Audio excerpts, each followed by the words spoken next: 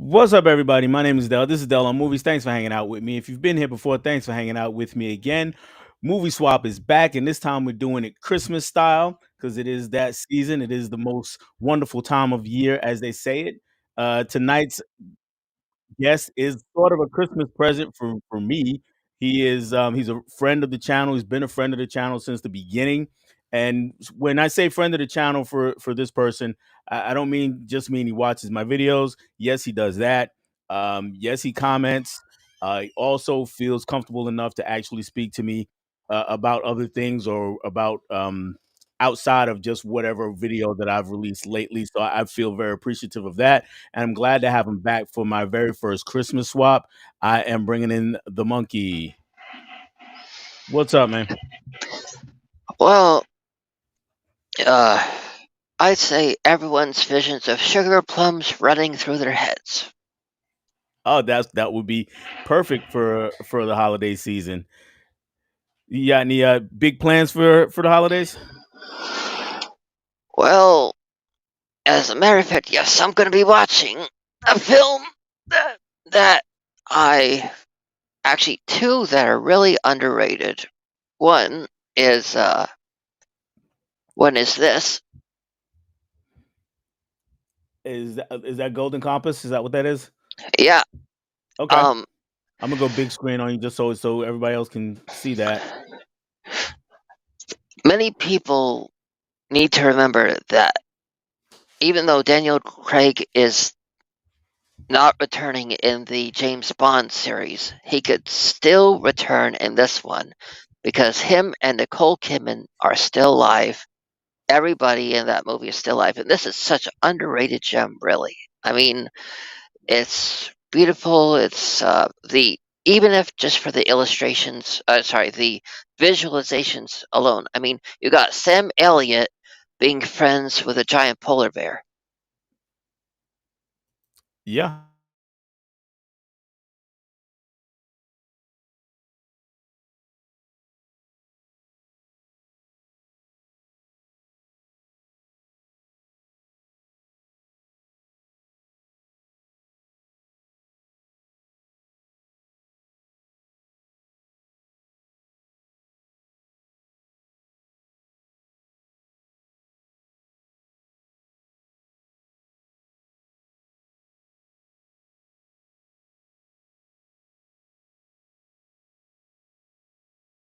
It's to be a franchise that they can, and another is a film that may be hard for people to find, but easy if they know where to find it, and that is a personal favorite of mine.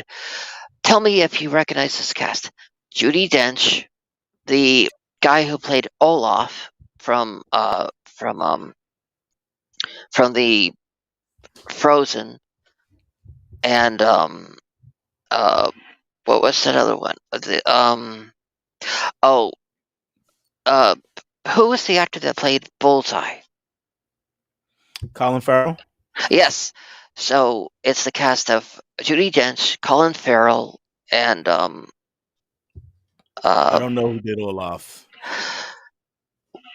he's the same one that was Gaston's friend in the Beauty and the Beast remake. They were all Okay. Artemis Fowl. Yeah. I'll be watching that again. It took me so long to get a copy. It's very hard to. It's very hard to. But th- that's those are two that I'll be watching on the holiday season. But the but I will I don't worry. I will get into why, but that's not what you asked. Okay. Yes, I asked if you had any other plans, any big plans. Those are my big plans. Oh, okay. Then that's fine. Nothing wrong with that. Nothing wrong with that at all. And um, very nice of you dressing in the Christmas cheer. Take a look at my getup. Can you read what All it right. says? Let's see. You it's covered up words a little bit. The camera's fine. It's the words that are covered up a little bit. Uh, Okay, instead of giving gifts, or instead of gifts giving, I can't read the Uh, bottom. Just go ahead and tell me what it says. instead of giving gifts, I'm giving my opinion. Ah, I like that. I like that. And for all of you that can see, yep, I brought out my Santa chair right there. All right. That is yeah, we're all doing that in this community. We're all giving our opinions constantly. So yeah, that's perfect shirt for us for sure. All right, so we do have some people that are out here just hanging out with us. Let's see who's here. And I do have Holland is here. He says, "Yo, what's going on, Holland? How you doing?" Steve says, "Howdy." And Bonnie is here, Mama Blu-ray. She says, "Good evening, guys." Well, good evening to you too. Spicy has checked in. He said, "What's going on?" Hey, Spicy. And of course, we have Caprice, Draculina Horace. So excited. Let's go. Hello, my darlings. So happy to see the monkey. Yes, thank you. So am I. I'm Oh, glad that he has made it in. always happy to see Draculina Horror. And yes, we invited you in, so you don't need to ask permission to enter into this dwelling. That is very true. Emmett is here. He says, "Hey y'all." Hey, what's going on, Emmett? Adrian says, "Hey everyone." And Corey says, "Hey all, I'm going to be driving, so can't chat, but we'll be listening." And Corey, I did get your message earlier. I will answer you when the chat is over, or excuse me, when the stream is over. The answer is going to be Oh, yes, but I'll give you details, Corey. it's actually kind of funny. I was actually going to recommend that you get Corey on for a Christmas stream. Maybe I don't think I'm only gonna have one more stream this year, Oh, as far as okay. movie swap goes, and that's already booked up. So Oh, I'm okay. gonna try to get Corey on here early on in 2024, though. Just when you get Corey in the house, make sure you get the right one. Okay, I'll make sure I get the right one. Nice reference. That's a Disney. That's a Yes, it is. Disney joke. Yes, I know. My daughters used to watch that show back when it came on. Caveman is here. What's up, guys? He says, "Hey, Della Monkey." Caveman. Exactly. Movies with Mario. Happy Tuesday. Happy Tuesday to you too. And if that means you had a great Tuesday Blues Day, you went out shopping, that is fantastic. I did not. Did you go out Blues Day shopping or get anything? Who, me? Yeah. Can you repeat the question? Well, since he mentioned this Tuesday, and I know Tuesday's the day all the new releases and stuff come out. Did you go out and get anything? Yes, I did. It's not in this room right now. Okay. I did not, so you're doing better than me. And Adrian saying, we got some people saying hey to each other. Miss Caveman is here. She says, "Hi, everybody." Hey, Miss Caveman. Well, then, Gotta since everybody's saying hey, then I'll say, hey, it's the monkey, and I'm just That's right. monkeying around, being on this panel with Dell, and oh, damn it, sorry, I had a brain fart. You good. What? We I know you heard it. If anybody's out there who did not see it, it's probably I don't even know if you can access this now because the way Instagram does the stories, but I did use that for when we were advertising this. I did use the Oh, monkey song. The first story I put out had that song on there. interesting. I thought you would have used the Tarzan boy. Nope. I went with Hey We're the Monks. Huck Oh, is here. This is Della Monkey. Hey there, good fellas. And howdy party people. And I'm gonna scroll down, see if anybody else is in the chat that popped up. Huck says, "Where's my pretty face? I hope you can see me." You know what? I've been leaving the monkey on here for a long time, a big screen. I got excited about the monkey's Christmas outfit, so I'm sorry I left him up there so long. it's But here I okay. am, Huck. Here I am. When when he asked where your face was, I was gonna say hidden behind my ugly mug. It's all good. And Steve, he went out and got Point Break 4K. That steelbook looks awesome. I might have to bite the bullet and go get that one. That steelbook looks great. And Spicy says, "Good man, Steve, for going to get that." All right, so let's get to the reason why we're here. Is Christmas, and if you see me doing this a lot, guys, I have on the Santa hat. It is definitely a Christmas dream, but I have two lights within 2 feet of me, so I'm roasting. So if the hat comes off, it is what it is. Well, But go ahead. I will say you roasting is a lot more appropriate than a couple other things on an open fire. Exactly right. No, we don't want any no chestnuts. All right. So, Monkey, we're here for Christmas movie swap. You suggested a Christmas movie for me, and I'm gonna pull you back big again. What was the movie that you suggested for me?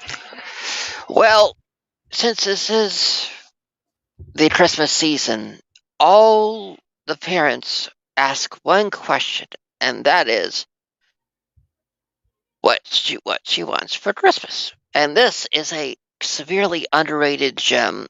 It very few people very few people I went through the daunting task of watching as many Christmas video streams to see if anybody was going to list this, and thankfully they did not. But this is I'll show you how hard it is to come by this film. When you open it up, I still have the disc in the player, but look what's on the inside. Can you read right there? Oh wow, Urban Comedy Catalog. Wow, that's an and it's Uh an huh. all white case and wow, Yeah. that's yeah. I'll see if I can get the image up there again right here, There you and go. there's the so it it is so if you can't tell in the back you got oh well so what this for ones that have not seen this it is this girl wants a very special gift for Christmas, but she's not going to just go. She doesn't want to go to the mall and tell Santa. No, she goes to Kevin McAllister Drastic Measures and sets a trap on Christmas Eve for good old Saint Nick and holds him hostage until she gets it. I will wait to go into details until you're ready for it. All right. All right, so that is not a problem. So let's go ahead and start getting into the movie.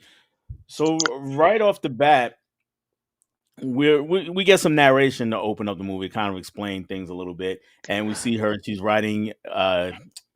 writing letters, or she has written letters to Santa, and we see her sneak out to the mailbox to put them in the Wait, mailbox. wait, Okay, go ahead. you're forgetting one important part. We Uh-huh. actually get to see her writing out her plans on her failed blueprints on how she's going to go about it. Did you see that Right. part? Yes, yes, I So did. so we see like several different attempts at her. Like she comes up with one where she's going to get Santa arrested, and then she decides to have him get a police officer to shoot him, and then there's another one where well, she just comes up with the most interesting plans, and in like crayon. Like the illustrations are all in crayon, and Mhm. then once they're done, you see there'd be a pause, and then an X across it, and then a new one gets drawn right on the screen. Right. And I thought that was interesting because because even before we get introduced to her situation, we're first finding out her plans and what she's thinking about, like how do I go about this? And I find it really interesting that where we didn't even get that in Home Alone, we start off right away where the film takes place from his point of view. Uh, this takes place even from the plans she's drawing up on how to go about that night. And then in the final one, we see a check mark, a green check mark. And that's the Yes, plan she goes with. yes, that is the plan that she goes with. We find out, and I'm pretty short order we find out that mom is she's living with a single mom, and we also see mom sneaking out to the mailbox to retrieve these letters, hoping that her daughter is unaware of that. And how did you how did you like their relationship between mom and daughter? Well, I could tell that it just really really there's a lot to unpack in it. There's the fact um that you could tell that the mother is more of a observer type of parent. She didn't really go to her daughter and uh say like you did a wonderful job or or or or even such a good girl this year, or she just is very nonverbal to her daughter. She watches her from a distance put the whole decorations up, and we have to find out the information that she loves Christmas so much and that she decorates it just by herself the entire year from Santa. We have to find that out from Santa, and we just through the whole Santa monologue, the mother is just not saying anything. It, and you could tell she's really overworked, but it just you could tell. I mean, the whole only time they're talking is when she's already asleep, and they only have a conversation because she caught her faking being asleep on Christmas on Christmas Eve night. That don't you agree that's the only conversation we see them have? Now that you bring it up, yeah, until very late in the movie, we don't really see them interact very Yeah. much. I do want to say hi to Mika, who's here. Hey, she says, "Hey, everyone." Um, but yeah, they really don't really communicate. But the movie's kind of set up so that so that they're not in each other's way, so to speak. But So oh, there's also more. Can I please say? yeah, yeah, If you look at the decorations in the daughter's room, it is very bare because she is focused. She doesn't. You can tell by how her room is decorated that that she that her that she is goal oriented. She doesn't have her attention on 100 different things. Her room is to the point, focused, and she puts any the only time we actually see her coloring is when she is at the kitchen counter waiting for her mother to get done being on the phone. So, and compared to her friend, who we will get into later, uh, that you can tell there's actual life in her room. There's like it's warm and it's inviting. It's like it's a room that looks like it's lived in. Where her room is like she could like be ready to be packed up in 5 minutes, and I feel that's because she's so goal oriented because there's like you said not pretty much nothing there when it comes to her and the mother, so she has to basically just be goal oriented the entire time. that is true. And you're giving me some insight into the movie because I actually did not pick up on that. As far as the rooms go and the symbolizing of and the symbolization that's there. So I appreciate that. Um, also with the mom and the daughter, we get the sense that early on we get the sense that mom is trying to even though they're not interacting much, mom is still very protective. she's trying to almost like she's trying to shield her from the world almost, or from certain things. And I thought that was an interesting angle that they took. And of course, on the other end, the daughter, the young lady, is she's trying to forge her way and impose her will on her situation. Mhm. And there's also another layer. May I mention it? Yeah. Remember that key piece of information? Every night, the mother has her TV on really loud. So that Hmm. also goes into in the show that she doesn't that she is preventing her daughter from coming into her room to have any kind of conversation with her.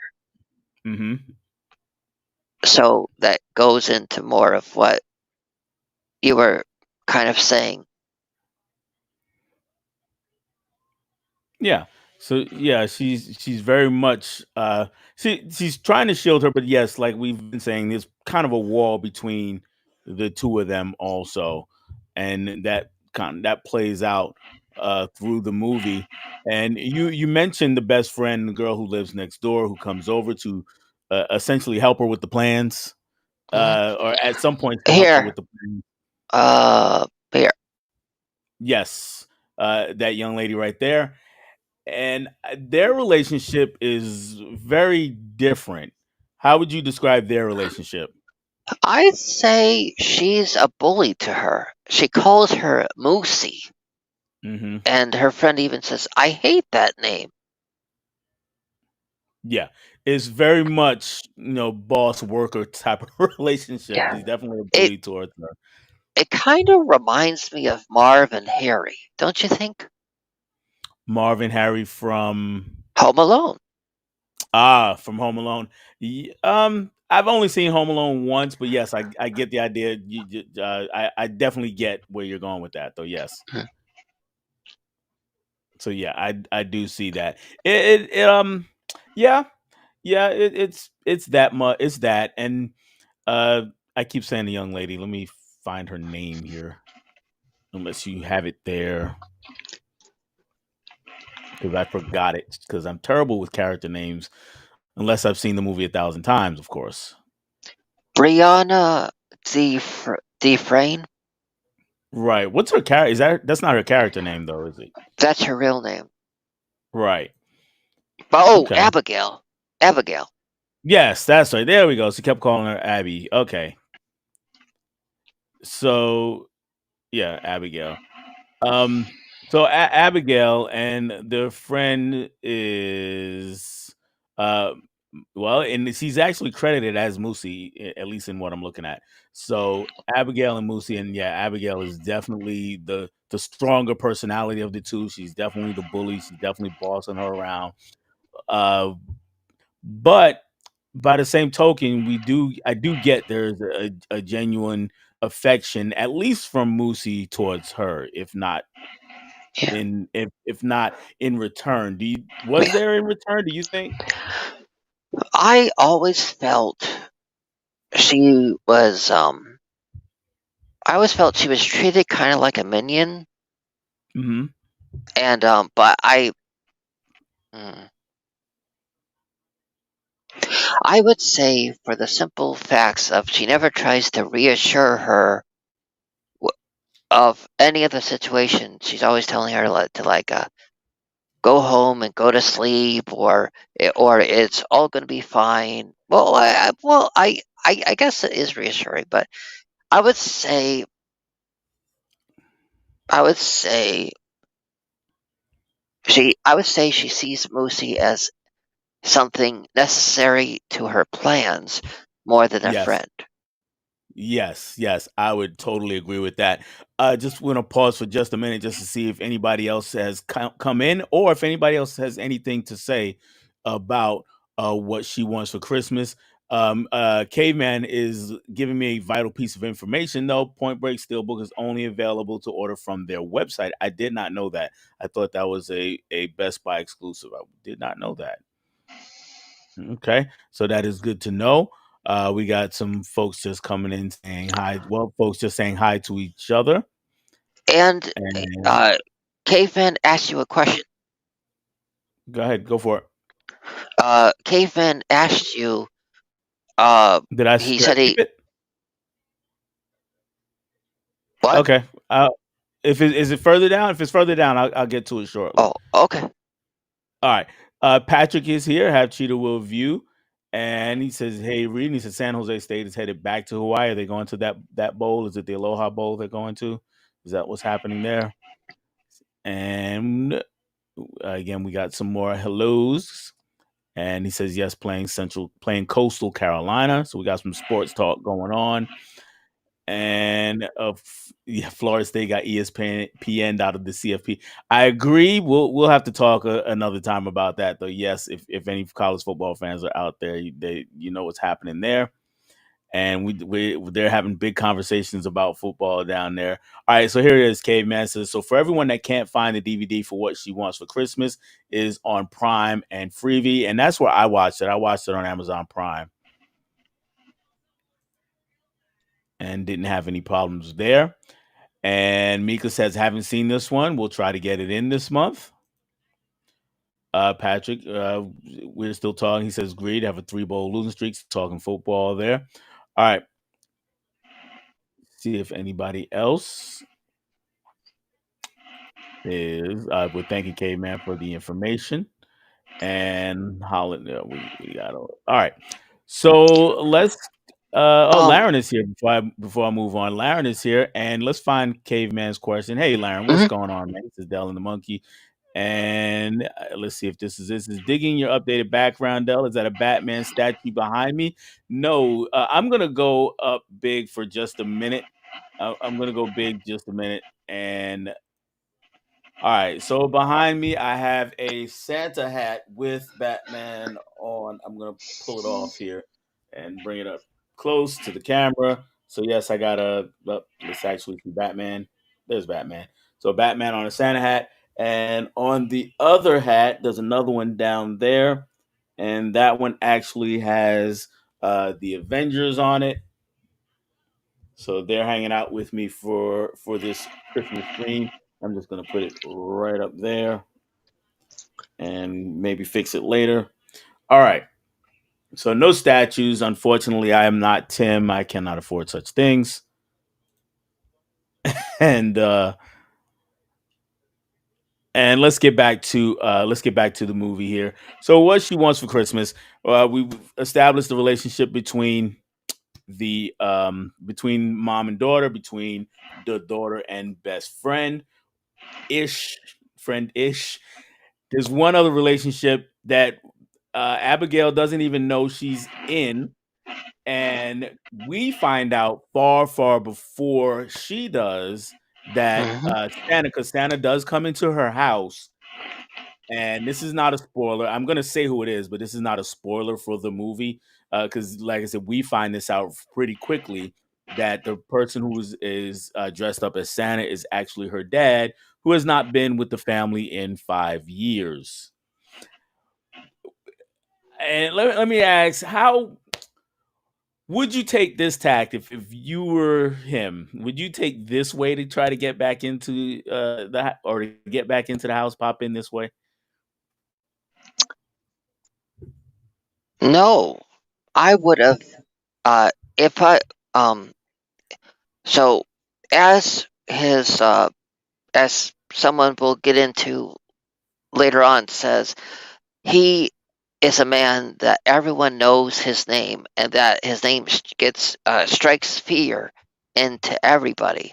So if I was somebody like him, I would have rented a sleigh, knocked on her bedroom window, and been like, I want to take you to the North Pole or something like that. Like, all I'm saying Okay. is, I wouldn't have gone this. I mean, the whole film takes place because he decides to go in the house. If he hadn't, he could have framed it differently. Correct. Now, again, not a spoiler. He goes in the house and she executes her plans, the plans that you were talking about earlier on, and she captures him. and has him tied up in a room. And the rest of the movie, she's trying to get him because she doesn't know it's her dad.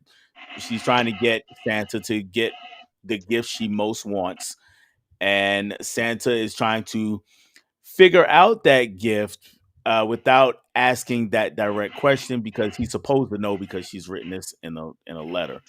Um, and of course, he's this is a pretty well to do family. So he has one of his own minions who's running around on the outside trying to help him as much as possible. Right here. Uh, Go right, off over to the other side. There you go. right there. Uh, Yeah, that's dad in the suit, and right above him is his employee. and that is the businessman that we don't really see him in that suit really, but that's the man below him that strikes fear, and his name strikes fear into anybody in the business world, and that's his. That's can you see? Yeah, Oh, I saw it earlier. It's you kind of blocking it right now though. okay. And There's something he over your camera because it looks like something's over your oh camera.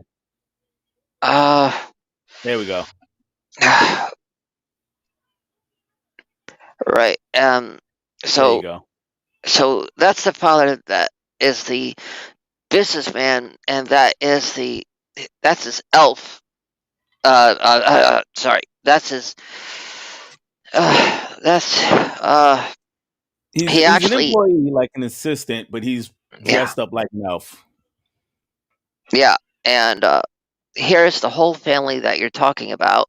You got the mother, you got the daughter, and the father, but the but like you said, the daughter hasn't even well, it's mentioned that like his his assistant says, "Don't you think she would recognize you?" And he was like, "No, it's been so long.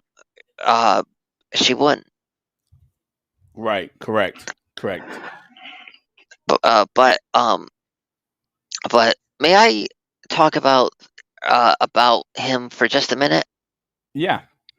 Him right there is such an interesting character. He is not only wearing a elf outfit, he's wearing the elf ears, the elf hat, the well, but besides that, he's wearing earth, wind, and fire shoes. Yes.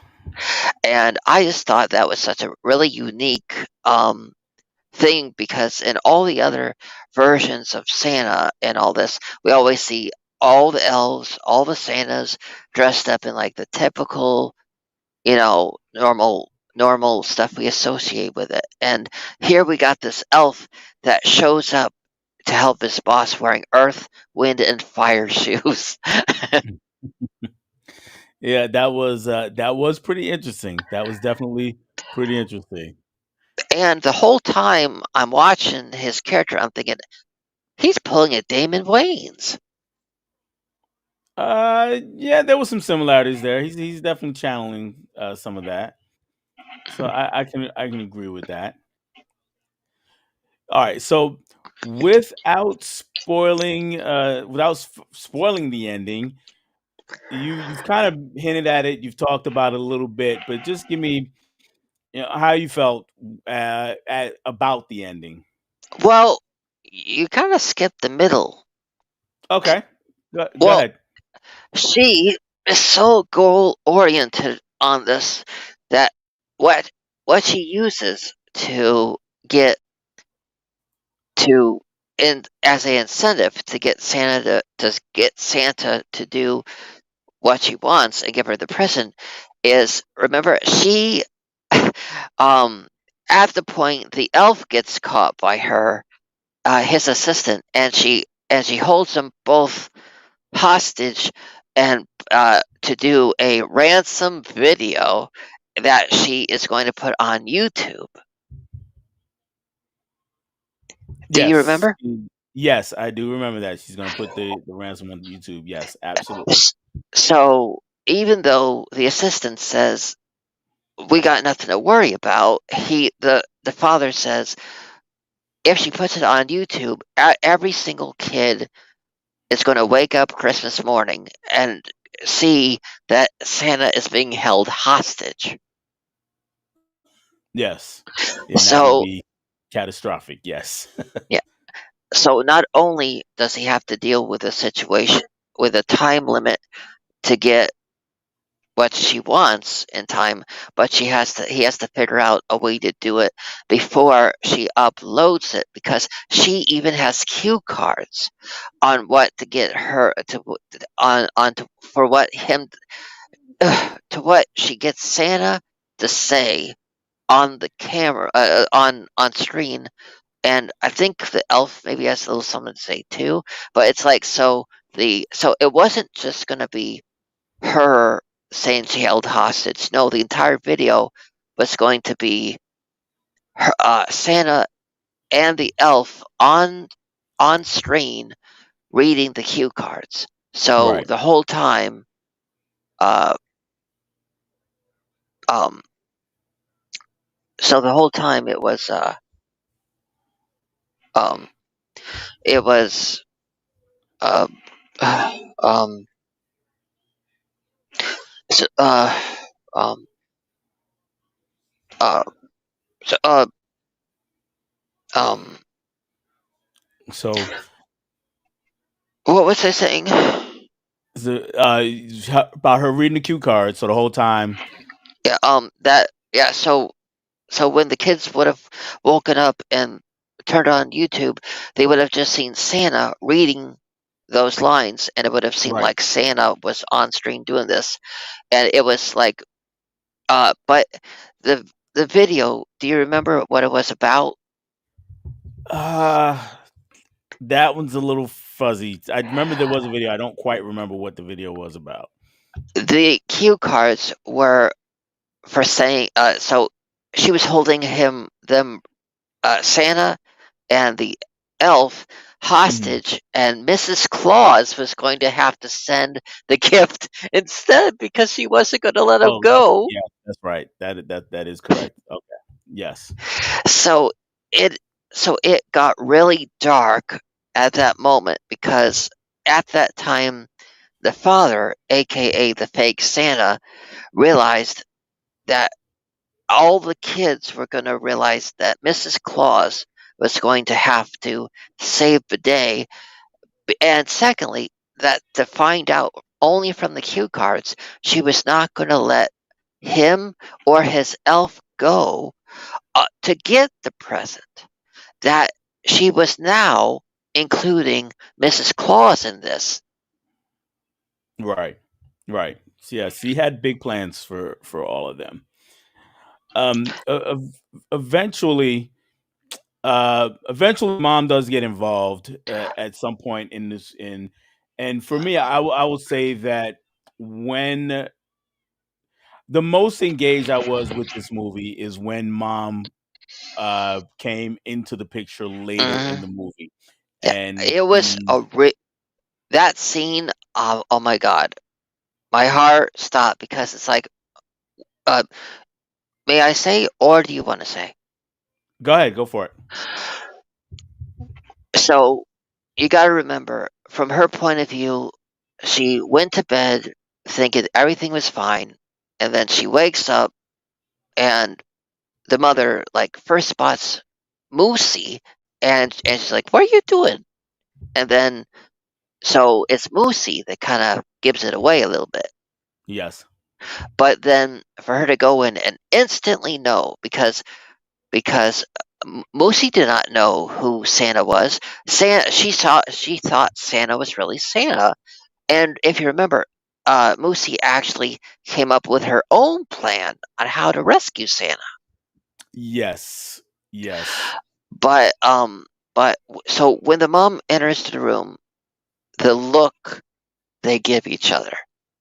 Oh, can you express that? Can you put words to it? Being a parent.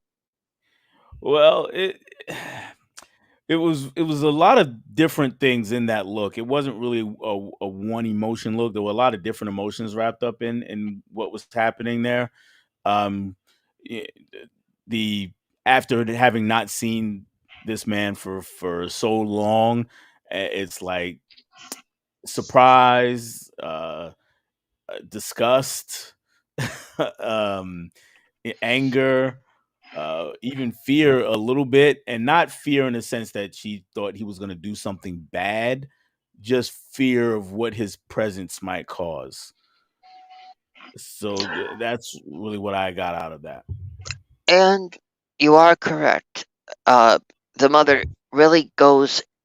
The film is kind of starts out as a kids' film, but don't you agree when the mother gets on screen and it's just her and her husband, it really turns into like a R or PG-13 movie. It's like things get real, yo. Yeah, yeah. I wouldn't say an R movie, and we don't go that route, but it Uh, definitely gets tense. It's Yeah, definitely tense. Um, and and like I said, I'm most compelled by those scenes because she actually has two scenes kind of like that. Um, when she's giving it to dad, and then when she's talking to the daughter a little bit later on, but and yeah, those are the two scenes for me that were really you know perfectly done. and I thought it was really great that you you find out his thought process that he could just come in and be the hero and everything's going to be fine and that he could just pop in and then leave, but she gets him to understand of what he really did, and Right. that that is that for a girl that basically lives for Christmas, he, by popping in and leaving, he will be destroying the one thing that brings her happiness, since the mother, you find out, is aware that the daughter doesn't feel like she has any parents at all, and that and that Christmas is basically her whole existence. And so by leaving, he will be destroying the one thing he tried to help.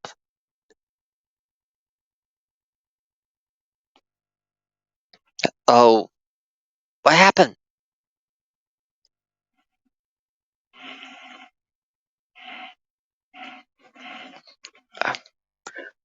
Dell disappeared. I didn't do it. I didn't do it.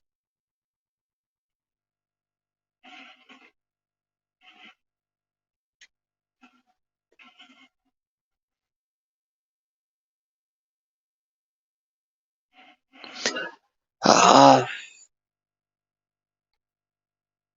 well, I hope he gets back soon.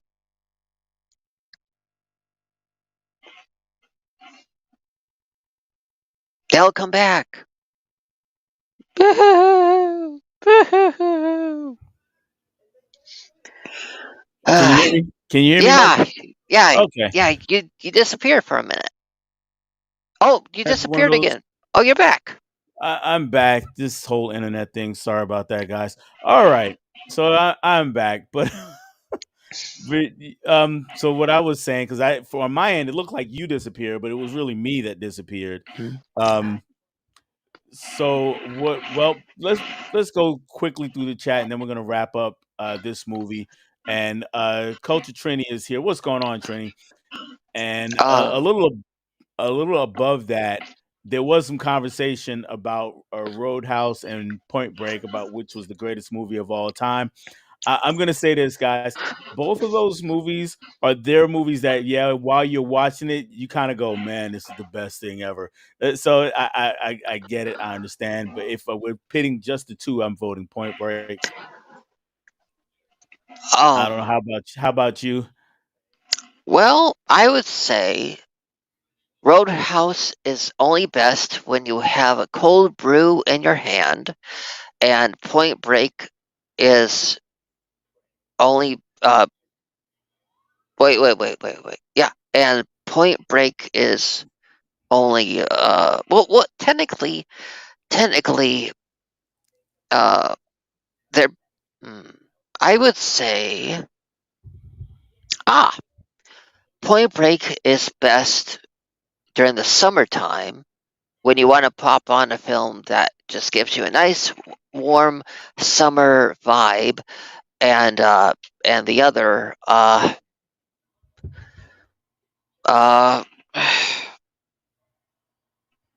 what's the other? Point Break and Roadhouse. Yeah, and Roadhouse is best to put on right after you came from a funeral. There you go. Uh, Okay. as you guys say, it, when you know, you know. That's right. All right, Laren says pain don't hurt. Yeah, depends. Getting Now older, that's a deep it depends. subject. Yes, that is. Uh, Yes, it it is. oh it pain don't hurt only as long as the adrenaline is what is pumping. When the adrenaline is not pumping, it hurts like hell. Yes, true. Steve says it's the Swayziest, so I'm sure we're back still talking about Roadhouse. All right. The bear fell on me. I'm not sure what's happening there. Let's see what we got here. And Pat says if you're going to have a pet, put a leash on it. Agreed. I guess there's something Hey happening now, back there. Patrick, behave, behave. And hey, I know you're Wade Garrett. Oh yeah. All right. Thank you, Mika. She says great chat.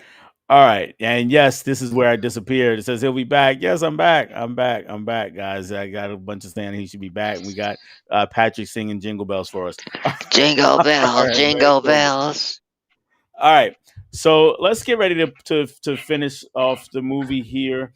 And I'm going to go ahead and give my final thoughts on it and whether I liked it, didn't like it, or how much I liked it or didn't like it, and if there's anything else that I wanted to add to that.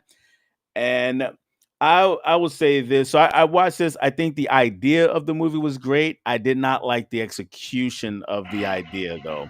So, and what I mean by that is I think it needed stronger acting.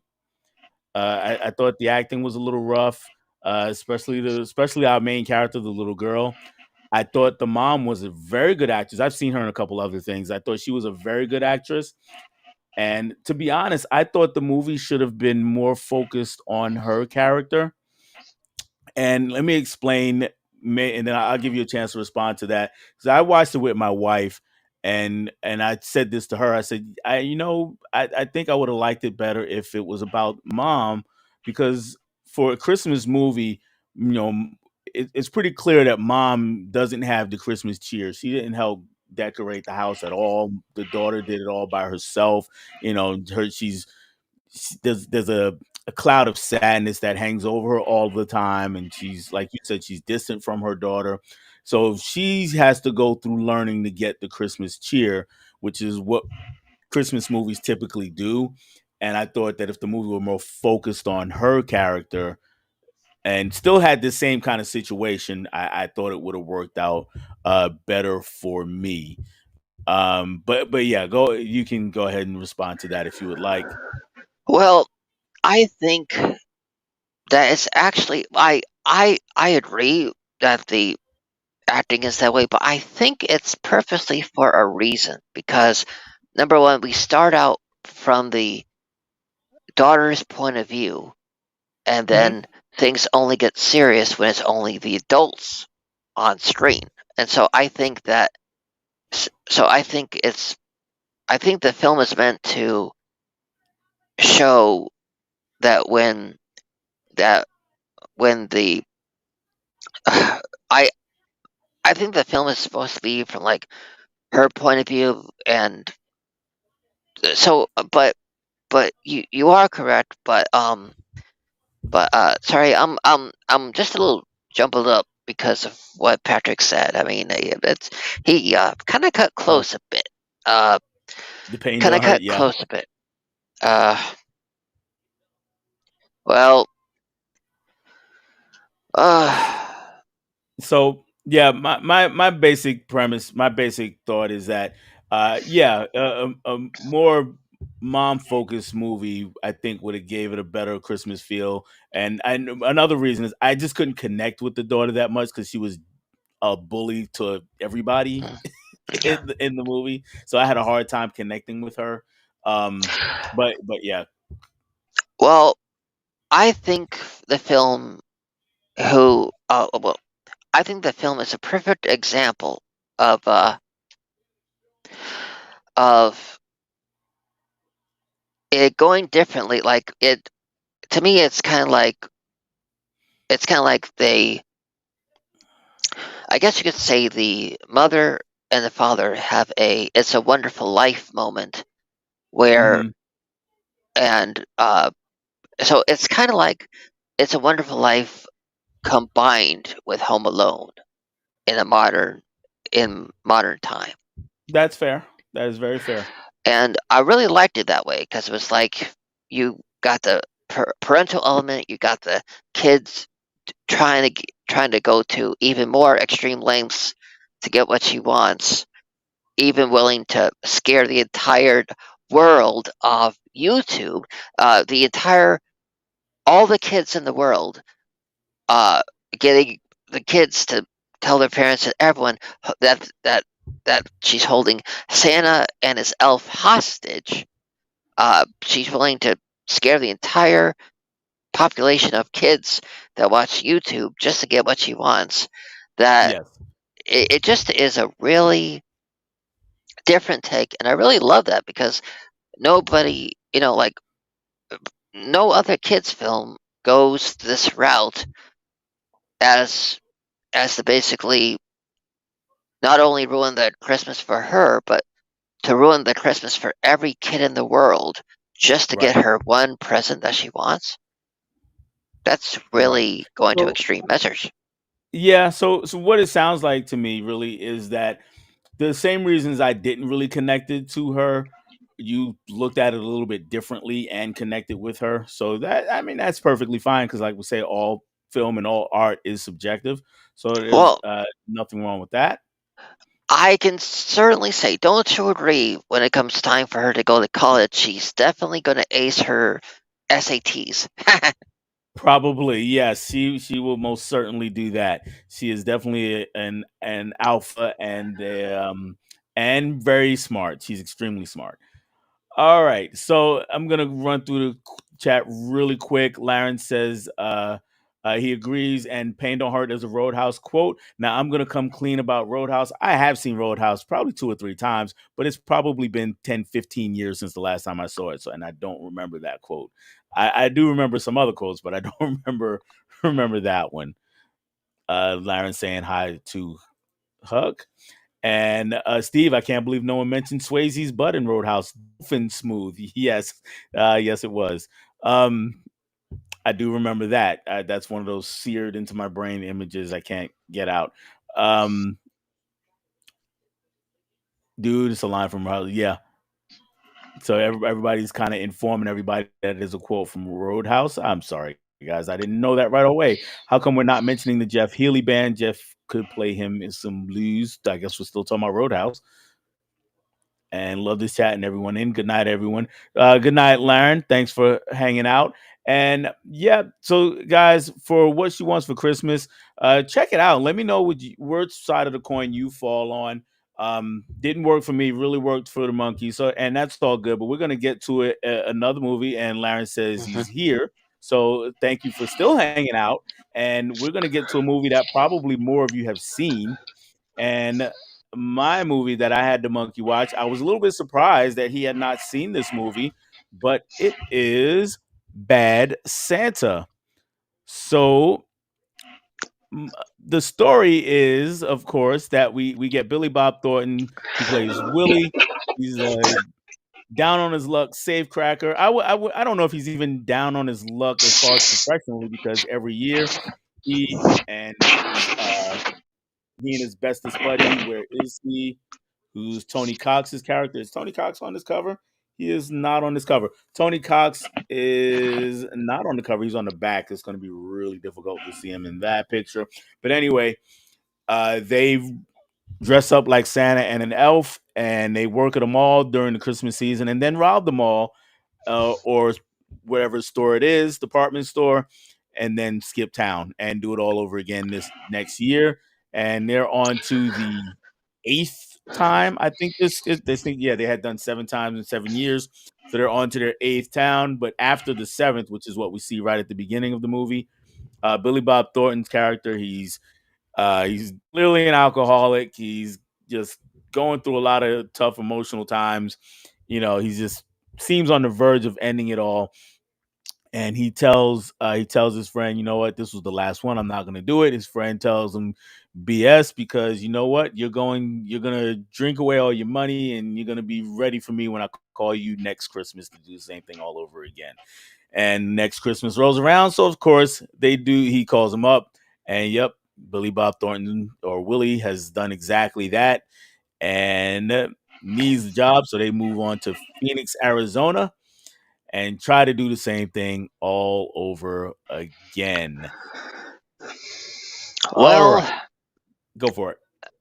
they're just you to answer to answer what you said. The when you offered this as a option to watch, you really nailed it on the head, because this was the last uh this was the last movie that I bought, but it was the first that I was made to forget. I was in a very bad situation for a number of years, and one of the things that they do to make it so that you are more compliant, besides filling you with substances and liquids, is they get you to forget things. And if you know me, it's mostly movies. And so I was made to forget the all my all the films that I really loved and cherished. And that's why if you watch my videos, you'll see that it's like a kid talking about movies, because when I got back from the bad situation, I had to re-watch them all. I had to relearn which ones I loved and which ones I didn't like. And so when you offered this as a one to watch, the reason why I hadn't seen it is because I owned it, but I didn't remember it, because I was made to forget it along with all the other ones that I had to rewatch to realize that I actually liked and loved. I mean, to be able to have to rewatch years worth of films that you only have like an image here, audio clip here in your mind, it does it you do end up liking or preferring films that you it's easier to connect to films like The Golden Compass, or films like this, when you're basically starting from scratch again. um when when when you have to basically spend like a number of years catching up on more than 15 years of your life, when it was movies, so I had to catch up on a lot, and I'm gonna spare the details, but I will say that's why that Cheetah really cut close, because he does know about it. He does know about my past, but I will say, unlike the 50 Shades of Grey thing, I didn't I didn't have the luxury of going through that. I had one of these instead, and it was let's just say they don't treat you nice like Mr. Grey does. They treat you. Let's just say she was a sadist, so she had it easy. The girl in the thing was treated like a submissive. I was treated. The one that I was owned by was a sadist. So factor that into things.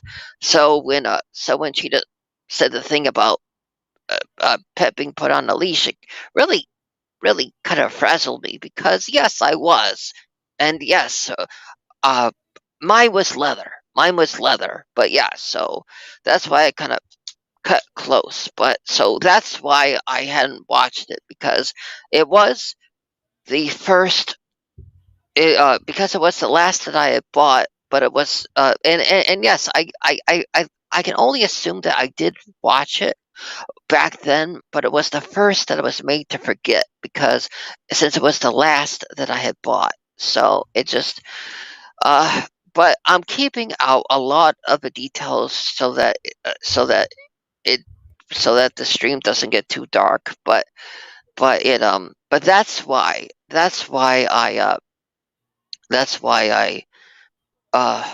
I didn't remember it, and that's why when I watched it, it really it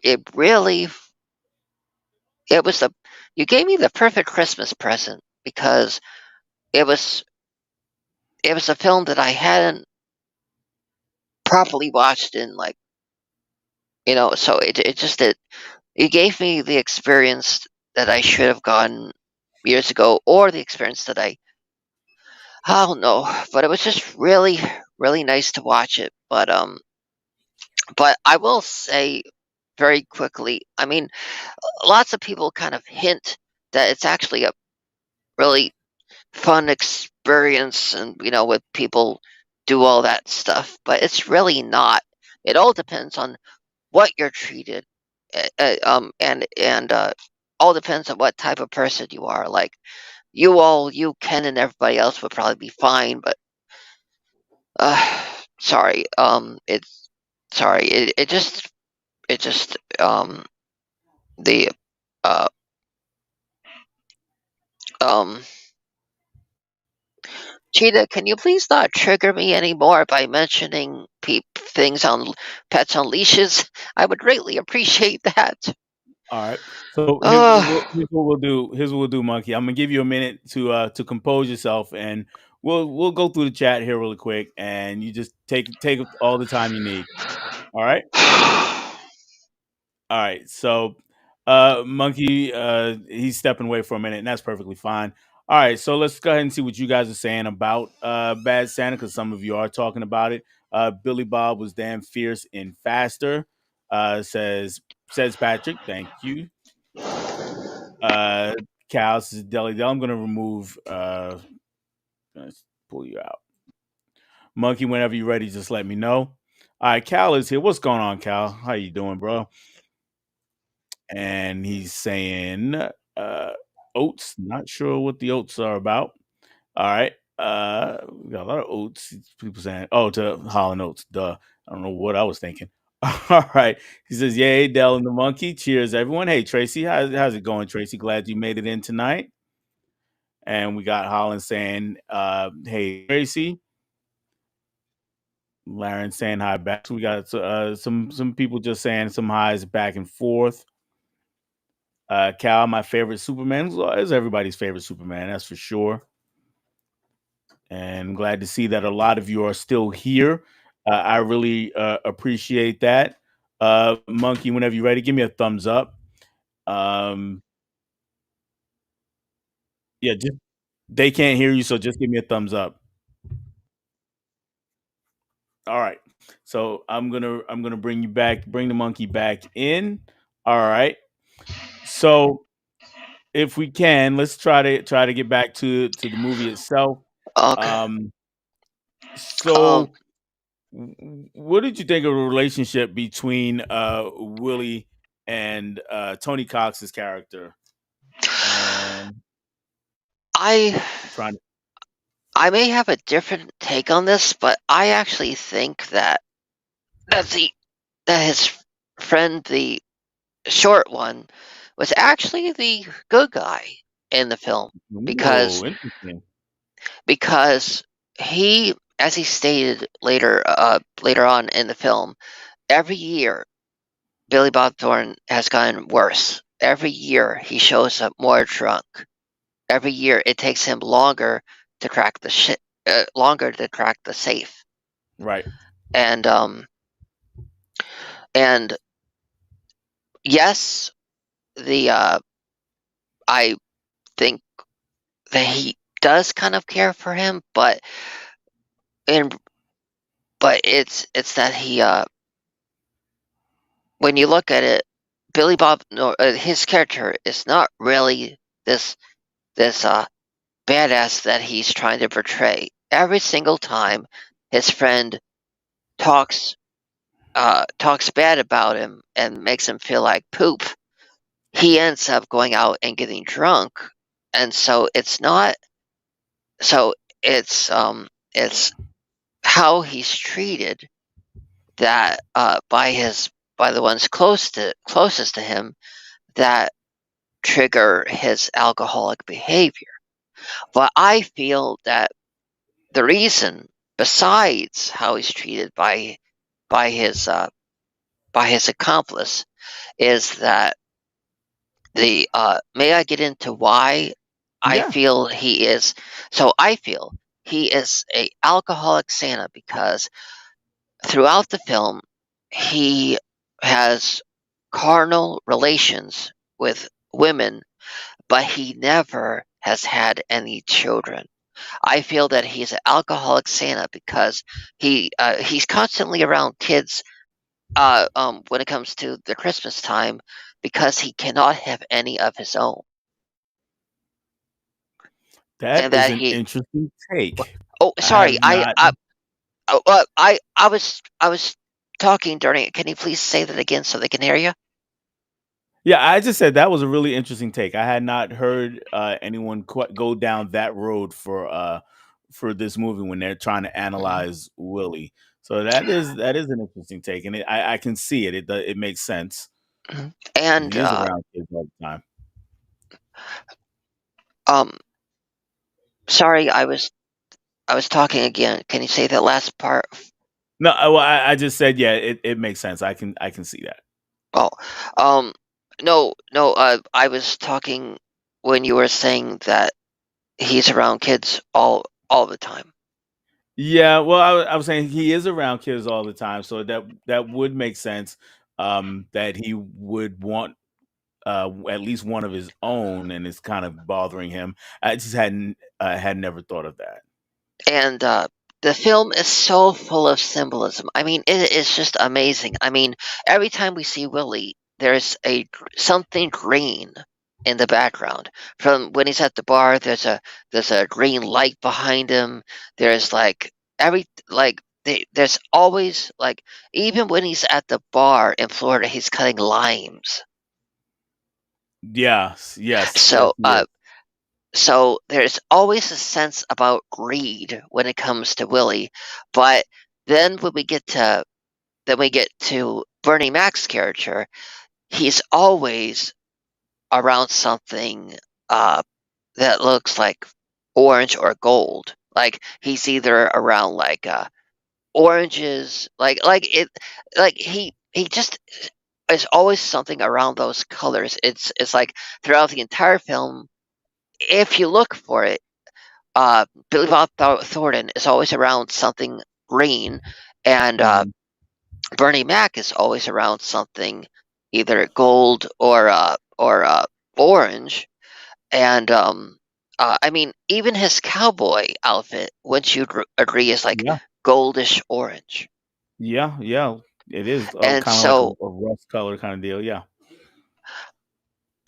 so I feel that he is suffering from the Midas touch, that he uh like when he is like every time remember the first time we meet him he's eating oranges, hmm and then the second time we see him eating oh no, the first time he's peeling oranges, hmm and then the next scene he's eating the oranges bit by bit. And so when you think about it, you got a little bit of a um Godfather kind of little Easter egg yeah, in there. yeah. And he And definitely tried to portray that. Yes. and it's then when we get to the other character, do you realize it is 20 years since we lost John Ritter? Yes, yes. Rest in peace to John Ritter, and Bernie Mac also passed away. Yeah, but From the cast. this film was actually dedicated to John Ritter. This was Yeah. the last film that John Ritter did. Yes, it was. Hmm. And I want to say a little interesting fact about this movie that I don't think anybody really talks about, and that is, you know how you probably watched the unrated cut, right? I did. The unrated cut is the version that the studio produced without the director's influence. The Right. director's cut, the director's cut is the director's vision of how he wanted it to go. So that's why they differ in Hmm. scenes and certain cues and things like that, because the unrated cut is what the studio wanted, and the director's cut is his vision, the director's vision. So I thought that was pretty interesting that to have two different takes of a film like that Right. most people don't really, that it's like that's like this is how films were made so well back then, that we didn't have to worry about a Josh Whedon or a CGI mistake like that. Right. That if that if the studio came out with a cut, it wasn't it wasn't controversial. When the director's when the director when this came out with both cuts on it, nobody made a big fuss. Nobody, No. you know. So I'm just saying, this is another great example of the fact that when these films came out and there was a unrated cut, no, we as a society didn't make a big deal about it. No, and at this time also, it was a lot of movies that came out in that 2000 between 2000 2005, where they studios would just put unrated or add a scene or two and call it an unrated version to try to sell a few more DVDs or Blu-rays or whatever the case was back then also. Because yeah, it was different time, different dynamic, and you made me feel old because you said 2003 was back then. And I'm like 2003 was just yesterday. But yeah, that's Well, been 2 years. hey, you you you're saying that well, let me tell you, when I heard people when I heard people uh call well, uh, let's just say, when I was made to remember how old I was when the Lost Boys came out, that made me feel old. Yeah, yeah, understood. Understood. And just gonna run through, see if anybody's talking about Bad Santa. Anybody's still talking about Bad Santa. Patrick, though, he did say that you sounded like Vin Diesel for a moment. And Laren, say your opinion is well appreciated, and I would agree. Your opinion is definitely well appreciated. All right, and we just got some guys saying hi to each other and talking back and forth again, and that's perfectly fine. And I'm sorry, he was saying to Spicy Reader, should I say Reed Richards? Sorry. And let's see what we got here. Reed playing the Iron Giant role. Okay. Tracy, honestly, the monkey should release an entire deep dive of Bad Santa. Yeah, I agree, and I'm pretty sure she started on that one when you started talking about the colors, because that's something that a lot of people wouldn't pick up on. Most people don't pick up on, to be quite honest with you.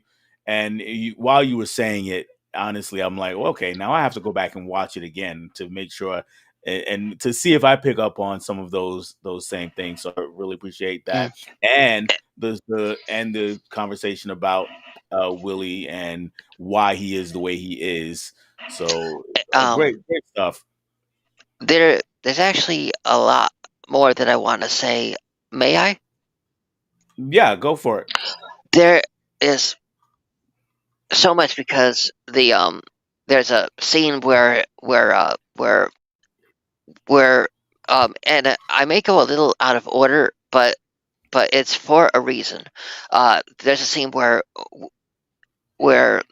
Billy Bob Thornton makes a tostada, and he makes it Mhm. his way. And what I find interesting is, like, a little bit into the film, we see the actor that played Quark, that was the chef on the Star Trek Voyager. So I always found it kind of like, what I mean. Oh, sorry.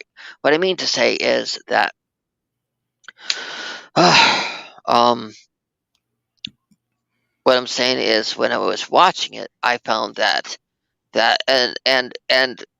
and when I would watch and when I was watching the Star Trek Voyager, I always found anytime we see Neelix, who was played by this actor who plays the kid's father, on screen, whenever food's mentioned, I find it funny. And when I was when I thought I don't know if this happens to you too, but when when you uh when you told me about this film, I heard the kids saying, "That's not a tostada," and the Billy Bob saying, "Now it's a tostada." Yeah. But so I found it interesting that they had the actor that played Neelix on screen only a number of minutes after Billy Bob was actually showing how to make a tostada. So I Mhm. thought that was a little cute thing, or interesting thing that they did. Or what I meant by cute was a cute nod to his character. Yeah. Yeah. But and then there's the other thing, like that every time we see the friend,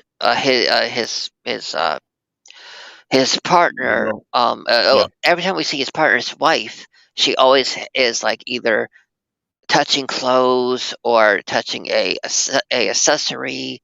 Like, Yes. she's always So I holding I on did to. get that. Yes, I definitely pick up on that, and we get a lot of materialistic vibes from that for me. and and and do you realize they kind of really turned it into a pun later into the film? Because for anybody that's seen it, she becomes a accessory to murder. Hmm. Tomorrow, So yes.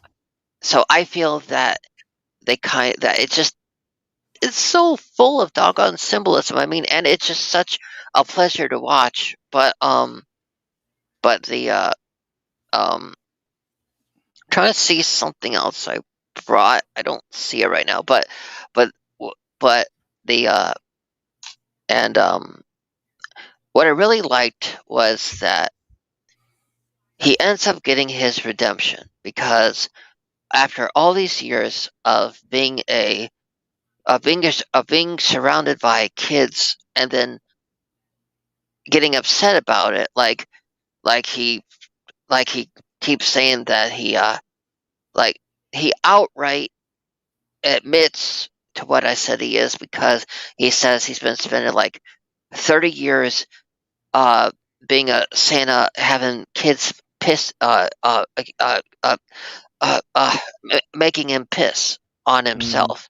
And when you think about it, whenever he's pissing, sorry, he made it seem like it was the kids that do it, but it is the guilt that he feels that makes him piss on himself. So it's so what I'm so it's kind of, I found it interesting that in something he says in anger, he kind of gives it away, that of it's his way of, like, confirming of my analysis of it, you know? Yeah. Mm. And Okay. but the redemption, like I talked about, is the that after 30 years of being a Santa, he finally gets a kid that doesn't see him only as Santa Claus, but as he you finally have a kid that treats him like a father. and that's what gives him purpose. And it's this kid that gets him to kind of become human again and actually feel that he has a purpose on Earth, where before he did want to die, but he actually, this kid actually makes him feel like he accomplishes something. Yes, it does. Yes, absolutely. And that's the And beauty of their relationship throughout the film, and how it grows from where it starts. even to the point that they did something that very few Christmas films actually do, and they had Billy Bob Thornton beating up a school bully. Yes, yes, they did. And um and for those who may not be familiar with the kid that gets him to have a purpose again, he's actually was in another Christmas film called Unaccompanied Minors. I've not seen that one. He was also in Trick or Treat. He was the bully that had his head cut off and turned into the jack-o'-lantern. Yes, I vaguely remember that actually. Yes. Uh, so yes, those are the other films. If you want to see that kid in anything, he's in those films. But oh, I'm cute. looking at his filmography. He was in The Sandlot 2. He was in something called Out Cold. He was in Slapshot 3. I did not know there was a Slapshot 3. Okay. But um, uh, sorry to get off topic. I was just trying to tell them if and to tell them and you that if you wanted to see more films that were related to Christmas, sorry, more films that he was in. I was just trying to tell you the other films that I remember him in. Okay. And in case you're wondering, I, I, when you had the, oh, sorry. I'm trying to get back on track. Uh, because of my past, I have a bit of trouble with my memory, and so that's Mhm. why it's like at times I just blank, and I have to kind of get myself back on track. My short-term memory. So it just sometimes it takes me a minute to get back when I get, So hopefully that's okay. Yeah, that's no problem at all. Um, so the so back to the kid. I I find it really interesting that from the beginning, he's kind of treated as a.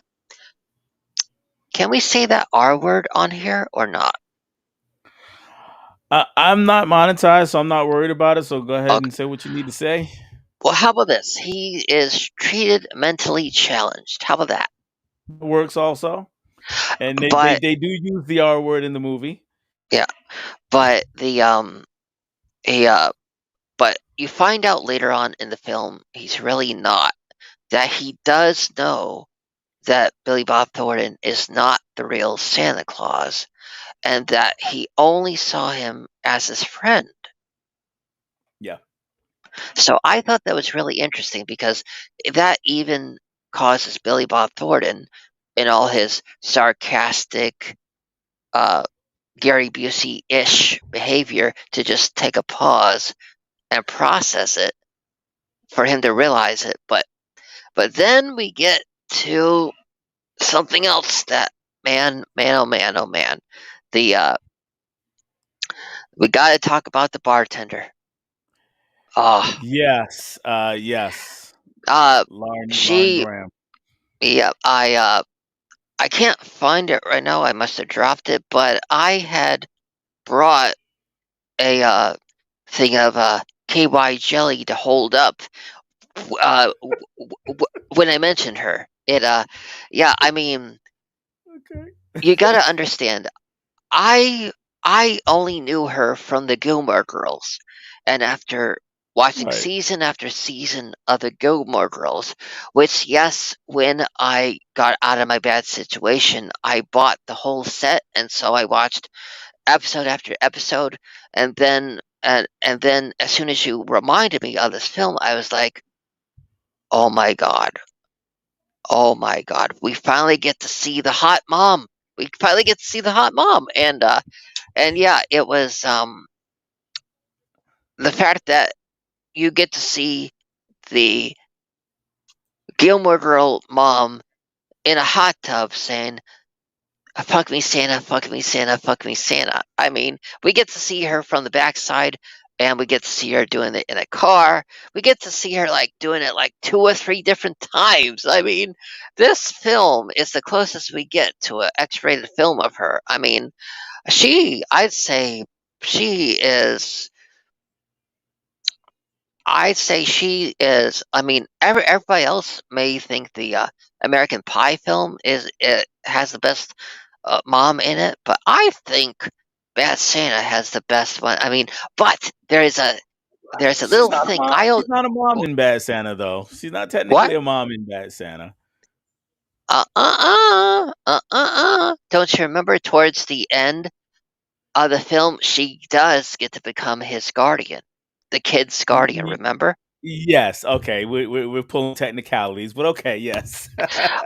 Hey now, the whole film of Bad Santa is a technicality because Billy Bob Thornton is not Santa. He's portraying Santa. You have a True enough. midget Fair enough. you have a midget portraying an elf. You have uh you have John Ritter portraying a sexually repressed store owner, which cringes anytime the word sex is brought up.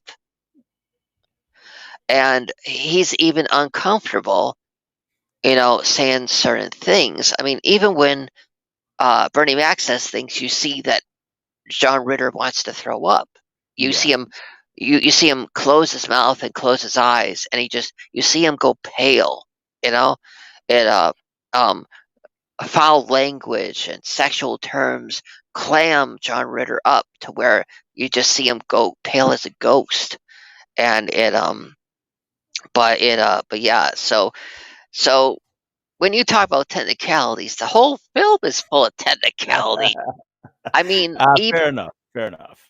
yeah, Let uh, me see if anybody else is talking about Bad Santa because I have been ignoring them for a little bit. And we got your name is Thurman Merman. It was the young man's name in the mhm. movie. Have either of you seen? I'm not sure, Laren. Go ahead and type that one again because I'm not sure what movie we talking about with that one there. And Holland also did not understand. All right, just FYI for the chat, Bad Santa is on Pluto and Paramount Plus, but I don't know which version is there. Okay, thank you, Caveman. I don't know. I didn't check it since I have the Blu-ray, so I have no idea which version they're showing. Excellent point, Dell, about studios slapping their unrated cut for sales. Yes, they did that a lot back in the day. I used to see it all the time. That was around the time when I was working at Blockbuster. So, yeah, it was all these movies that came in with the unrated cut, and it would be like maybe one or two extra scenes that they just added. Maybe one of them had nudity, or maybe one of them had some extra bad words or something like that. And they call that the unrated cut. And any other Zwigoff film. Zwigoff is the director of Bad Santa, and I am. Let me see. What else has he done? He did Crumb, which I have not seen, or Ghost World, which I have not seen. Art School Confidential, I did see, and I thought that was pretty good. And he did a movie called Louie Bluey, which I've never heard of. um, before we get into the rest, did you know that this is my favorite Bad Santa film? But would any of you like to see my second and third uh favorite Bad Santa film? Okay, I'm gonna go ahead and answer yes for them, and you just let us know what those are. Okay, and uh, okay, and just so you all know, I do not approve of like where a lot of you see a lot of films that you may not approve of, like you would not do it in real life, but when you're watching a movie, you're able to, you know, you're able to just kind of disconnect and be in the present, right? Right. And as one of you guys that did different streams say, sometimes we watch films just to feel, right? Mm-hmm. The second Bad Santa film is actually this. Can you read what it says? I'm gonna go large here. And Santa Claus, a horror story. Yeah, I've and never heard. I have no clue what that is. the unrated cut, which has a different title. Santa Claus serial rapist. Okay, interesting. Yeah. So those are the other Bad Santa films out there, but I will say maybe I think I was drawn to them because I can relate to them, because I can relate what they went through, and I think that's why I can stand them. Okay. It's not like, you know how when you watch a horror film to see people get killed? Mm-hmm. Watching these, I felt commonality, like I could relate to what they were going through. Okay. Okay. So that's all I will say on that. Don't worry, this isn't going to turn into a X-rated stream. I wasn't planning on talking about them. I just wanted to show you the other Bad Santa films out there that you all may not know about. That's all. You are correct. I did not know about either of those. Cal says also being cheap, they didn't want to pay the fees for the extra scenes, so they slap unrated on it. Also true. Uh, Lauren gives a laugh. Patrick says Lauren Graham was Vin Diesel's love interest in The Pacifier. Yes, she was. I wasn't a big fan of The Pacifier though. Just Ghost World, Holland. I guess he just only saw Ghost World. Documentary Crumb is also great. I've heard a lot of good things about Crumb, but I have not seen it yet. And Caveman says it would be interesting to do a watch along with Monkey D so we could appreciate his audio commentary.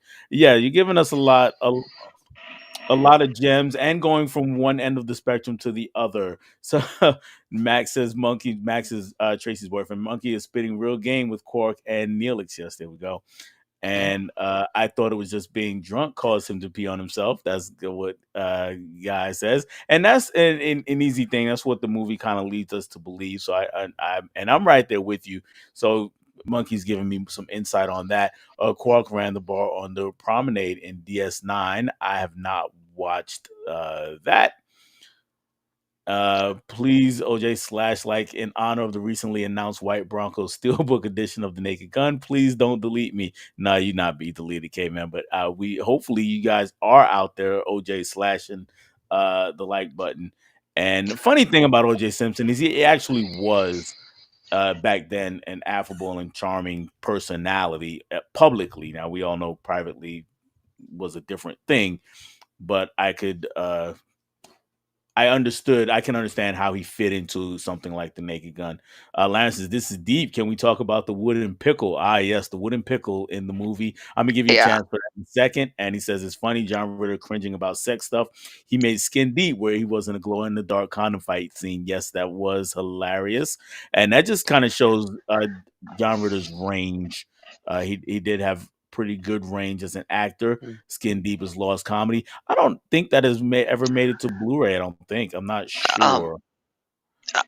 I'm going to drop something really surprising on you about the symbolic of the pickle. Are you ready?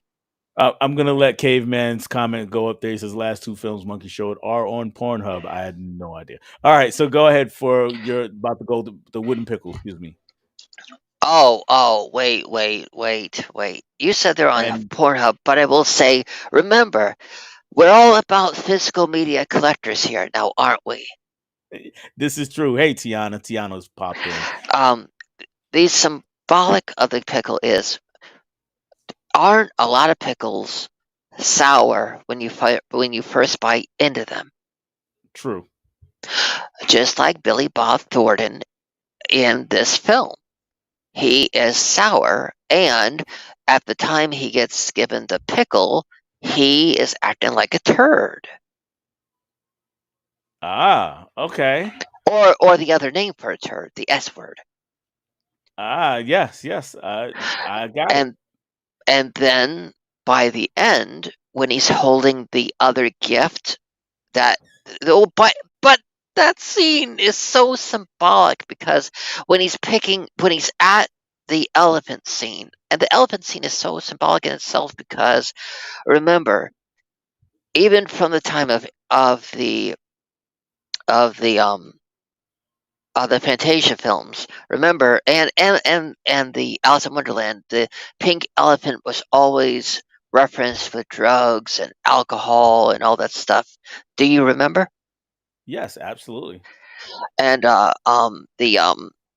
the fact, so that again, as the present he wants, I thought was really symbolic of it because you're asking an alcoholic Santa to give you a pink elephant as a gift, but but the but how it's really what is really underlooked is that he first, so remember, he almost grabs the purple elephant, but then he says, wait, which one did he say he wanted?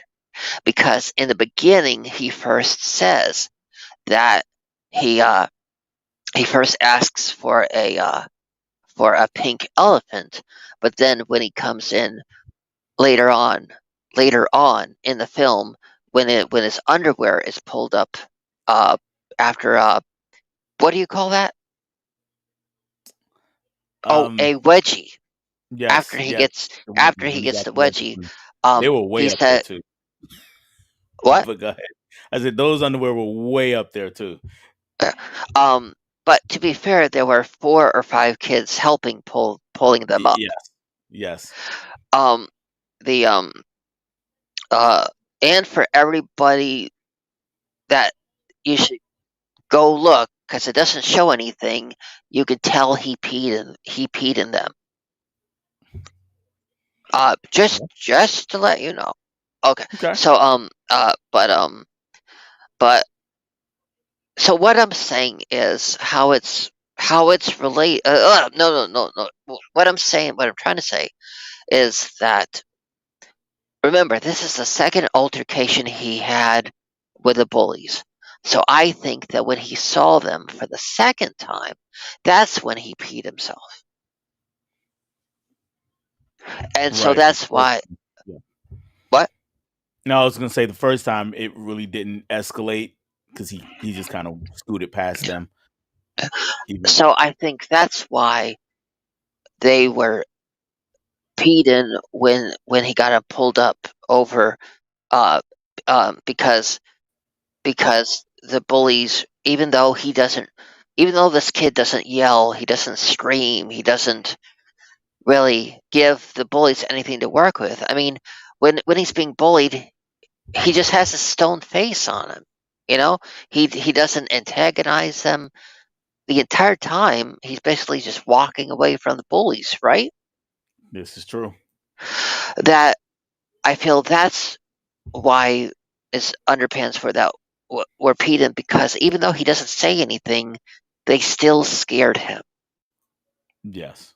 And I think that's a little thing that nobody really pays attention to, that even though he just completely from the time he sees them just walks from them, doesn't look back or nothing, and they just follow him, that the words do affect him, just like the words of Billy Bob Thornton's partner or colleague or whatever you call him, partner in crime, affect him as well.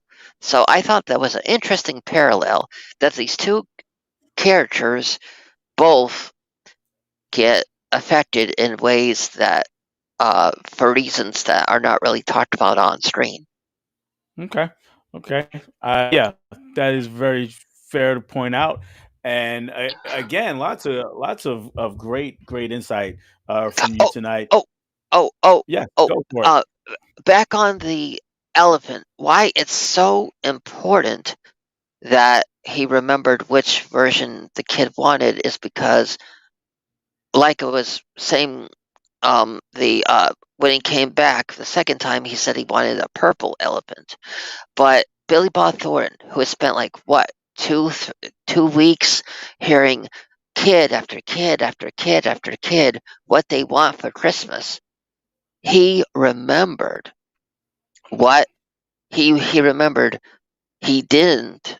That even though he said he wanted the purple elephant, he had originally said he wanted the pink one, Right, right. and and that and that this there is actually a really funny moment in the film that you did not mention. It's the please can I get your opinion on the boxing scene? Okay, so before I do that, I do want to say what's up to Mel who popped in, and she says, "What's up, peeps?" And I will say shout out to Mel for going through all she went through with this old CRT TV, or brand new old CRT TV that she bought and showed in her video the other day, and she got it to work. It was working, got some cracks in it, but hopefully she'll enjoy it from here on out. And Tiana also complimented us on our Santa hats a little earlier, so that had popped up on the screen while you were talking. Speaking of Santa hats, can I say one thing to you all Yeah. about Santa hats? The thing is, if you watch every single one of my videos, every single one of my streams, you will notice one thing in my videos, and that is this strip, this strip right here, and that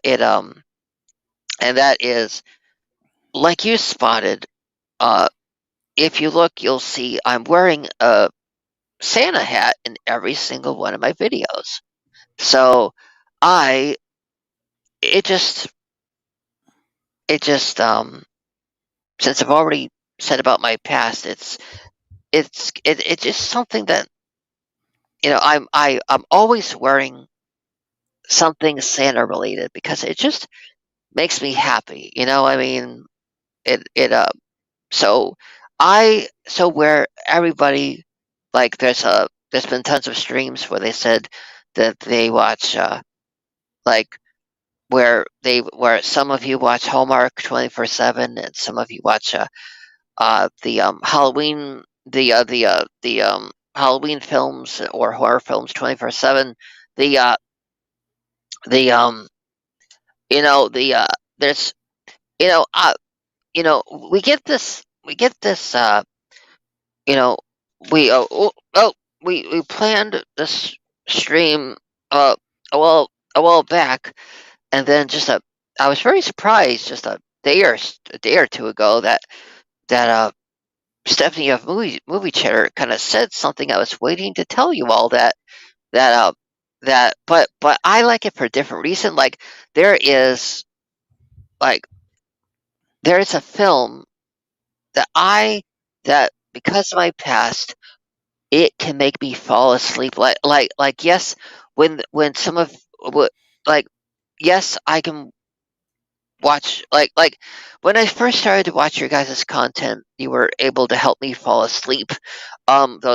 Those first number of years after my bad past, but but but um but but if I had to pick a film that can really put me to sleep, that it just makes me that I can I mean there's a character in this film trilogy, and yes, it's a steelbook of it right here. Yep. That Sci-fi too, yes. yeah, that it's this where is he? Where is he? Right here. No. Where is he? Where is he? The not her. Oh, hi- him. Him. That he really reminds me of who used to own me, and his whole personality is just like the whole way he talks, the way he can just go from being sarcastic and just being all that to just to just like he can go from being a sadistic jackass to doing something like he can go from brutal comedy to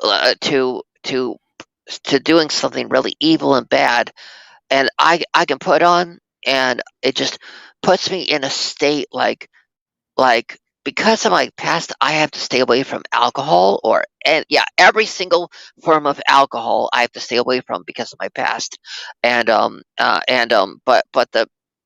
but but watching those films gives me that same feeling of drinking alcohol because it's like you get that familiarity. It's like, oh, I'm back home. As soon as they enter his house, I'm like, I get that warm feeling, you know. Okay. Okay. So, All right. sorry for going off topic. I'm That's all right. So just to answer your question though, and I do want to say what's up to John Doe Juggalo. He's popped in. What's going on, John? Hey, so the boxing scene. You asked me about the boxing scene, and I thought that's a scene that uh really lends itself to your analysis about how he wanted how Willie wanted kids. It was his way of kind of having a fatherly moment with Thurman and trying to teach him to toughen up and the kind of things that he thought he needed to that the kid needed to learn. And it also happened to be a very funny scene because of the way it ended and how that situation escalated into chaos. So I thought that was a really, really fun scene. um the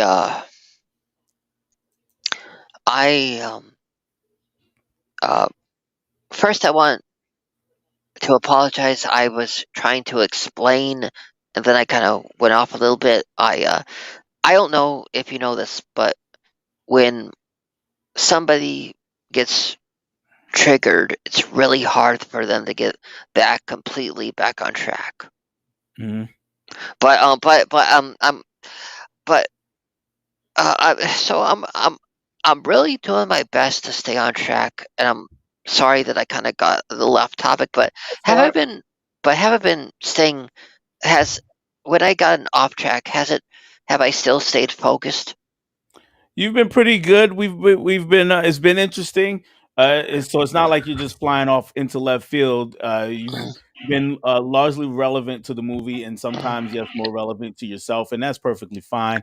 And And we're gonna go ahead and land the plane for you. Just okay, give you one more okay. thing to talk about, and that Oh, is your final thoughts on the movie because we got to get ready to wrap it up here. So how much you liked it, didn't like it? There you did go. you get Exactly. did you get what you did? Yes, yes. I after I said it, I got it. All Yeah. right. So Um, naughty or nice for you on Bad Santa. How you feel about it? if you put it that way, Billy Bob Thornton first started out naughty. His partner or colleague started out nice, but then sorry. Billy Bob Thornton's character started out naughty, but then he became nice. He grew a heart, and but his partner first started out nice, but then he became naughty, and he became a killer who he killed Bernie Mac's character, and um, I really think that scene was handled poorly. It was kind of don't you read it? They had like literally 2 minutes of explaining because Billy Bob Thornton did not know what he was trying to say. Yeah, I think they've rushed it a little bit at the end. But I really loved how they pulled a Raising Arizona with the last few minutes was just a narration of the uh I mean because in Raising Arizona he was a thief, right? He was a Mhm.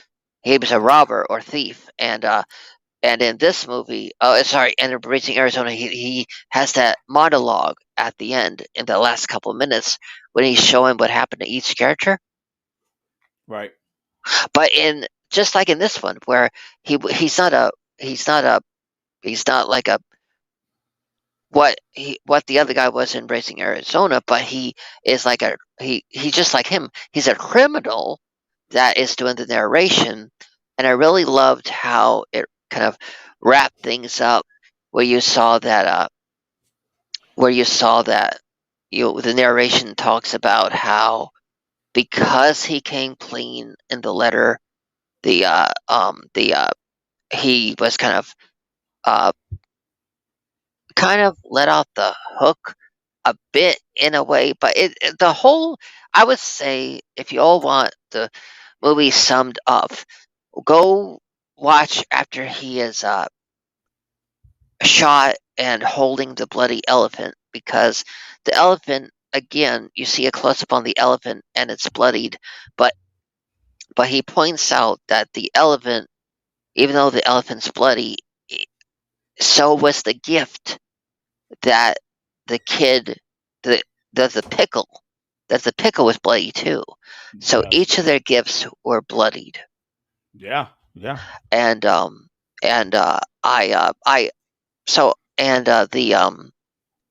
but there's one tiny detail I thought was really amazing about the bartender that I'm surprised you didn't pick up on as to another reason why I liked it. Is because Okay. remember why she liked him to begin with? Well, she had a Santa fetish. Yes. No, no, no, no. Well, yes, but because she was Jewish, like me. Oh yeah, yeah. She did say that. Yes, she did say she was Jewish. Yes. Yeah. But yeah. So the same sort of thing with me. That also is a reason why I'm always wearing a Santa hat and stuff, because, like I told you, my mom was Jewish, and even her quote in the movie that her that her parent was Jewish, but Christmas to her was just a really big deal. And Yeah. so it's like all year round, I get to be a Jew wearing a Santa hat. How cool is that? Very cool. All right, I've got one other comment here from Caveman, and I feel it's one that you really need to hear, and then we're gonna go ahead and wrap up the show completely. And Okay. Caveman, he says, "Monkey, you were absolutely fine. I feel it helped us understand how you interpreted this film because of how it made you feel. Plus, pointing out tie-ins that flew over most of our heads when we first saw it." So I will agree with that statement right there. And Thank you, thank you, Caveman, Caveman. for putting it in words that Yeah. I couldn't. Thank Um, you, Caveman. And I want to say that as far as the film, I really liked how um I I really like how they ended up how he said that they ended up making him a grief counselor, and I found that interesting. That yeah, he he went from somebody that when he was doing bad could just, like, we saw that even when he wasn't being a Santa, he was doing bad things. That he could walk into a that he could, like, no matter where he was, like, he knew where to find the keys. He instantly knew how to make quick cash, and as soon as he did the right thing, as soon as he confessed and did the right thing and became a caring person, who is, even when he's held at gunpoint, is saying, I understand why you want to kill me, but why are you doing this? Why do you really need all this stuff? He does such a 180 that I really feel that in not only getting redemption, he's one of the only other bad turned good character that not only grew as a person, but was given a job where he could really relate to people that not only are asking him for things, but he gets to give advice So he goes from a job where people keep telling him what they want, to a position where he's going to be given respect and where he gets to ask them what's bothering them and asking how he can help them Absolutely. versus what No, I just was agreeing. Go ahead. that that he can that that he that he's that it really shows that not only does he grow as a physician, but what he gets to do for a living grows as well. And I thought Absolutely. that was Yeah. really nice, a really nice touch. And Yes, sir. Yes, sir. All right. So, Mr. Monkey, I'm gonna give you stage one hey, last hey, time. hey, hey, hey, What's the that? no Mister, Okay, I'm sorry. the Just a monkey. monkey. Just monkey. Yeah. All right. And I'm gonna give you the stage one last time just to say, tell us anything you want to tell us about your channel, yourself, what you have coming up, or anything like that. Well,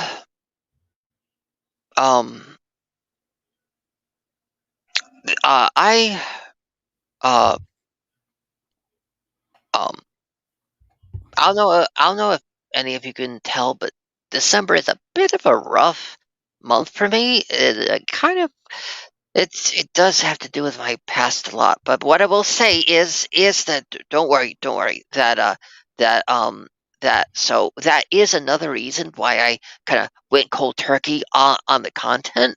But I will also say that that as far as new content, since I already did the Christmas in July uh live stream. Since I already did my Christmas in July video, because I knew that December was going to be a rough month for me, so I did the Christmas in July, and I also so I'll probably start doing videos again in the beginning of the year, but but yeah, uh since you said you would want me to do like a deep dive on films or something like that, how about this?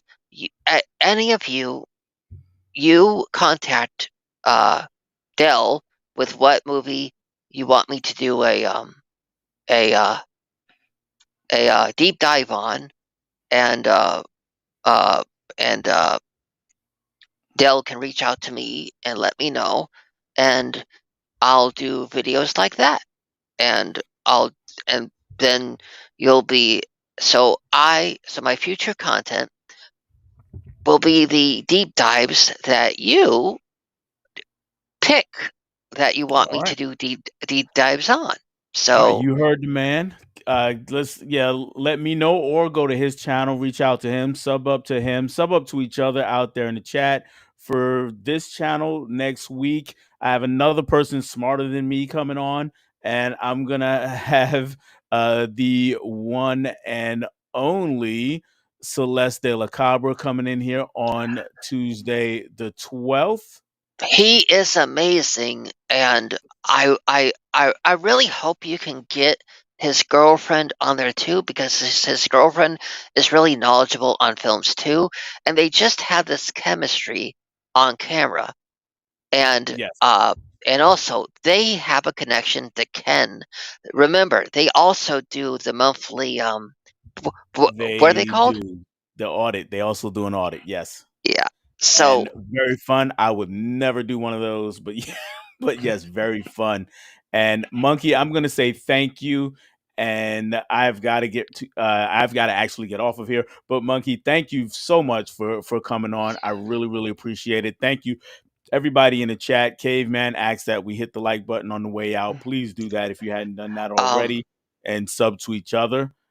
you And um I I gotta say you made my night, because first of all, I want to say I'm I'm very um uh, I uh, I am uh, um I tell you what, uh Go But ahead and I'm gonna go ahead. I'm gonna let you finish your thought, but I'm gonna have you do it backstage with us because we're gonna cut off here in a second. So I'm gonna go ahead and take us out. Good night, everybody else, and I'll talk to you some more uh backstage. oh um Merry Christmas to all, and to all a good night. And when I wake up, Absolutely.